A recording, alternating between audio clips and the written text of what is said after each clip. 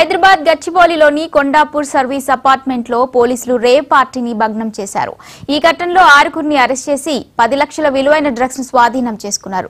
రాజరాజేశ్వరి నిలయం అపార్ట్మెంట్ లోని ఓ గదిలో రేవ్ పార్టీ జరుగుతోందని సమాచారం రావడంతో ఈగల్ గచ్చిబౌలి పోలీసులు సంయుక్తంగా దాడి చేసినట్లు మాదాపూర్ డీసీపీ వినీత్ వెల్లడించారు.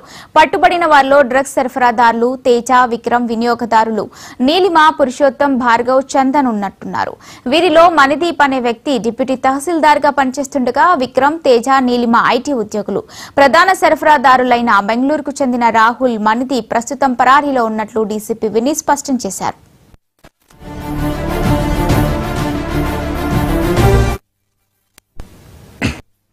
ఈగల్ తెలంగాణ అలాగే గచ్చిబౌలి పోలీస్ ఇద్దరు కూడా based on the prior information మనం ఈ కొండాపూర్లో ఉన్న రాజేశ్వరి నిలయం సర్వీస్ అపార్ట్మెంట్ లో రేడ్ చేశాము నిన్న నైట్. అప్పుడు 6 along with 20 grams of cocaine, 8 grams of ecstasy pills, 3 grams of MDMA seize చేయడం జరిగింది.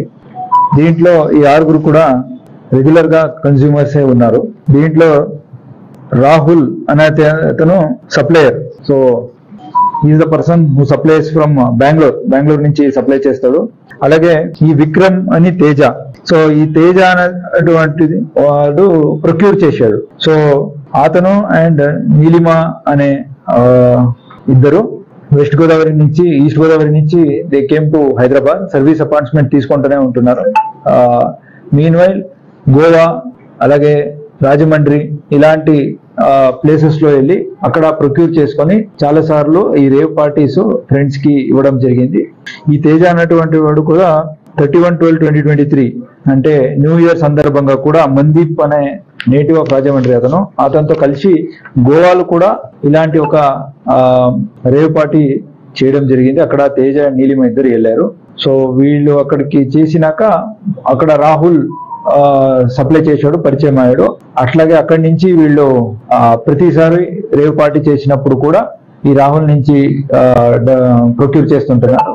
అలాగే వివిధ అకౌంట్లో డిఫరెంట్ అకౌంట్స్ కి దే ఆర్ సెండింగ్ మనీ.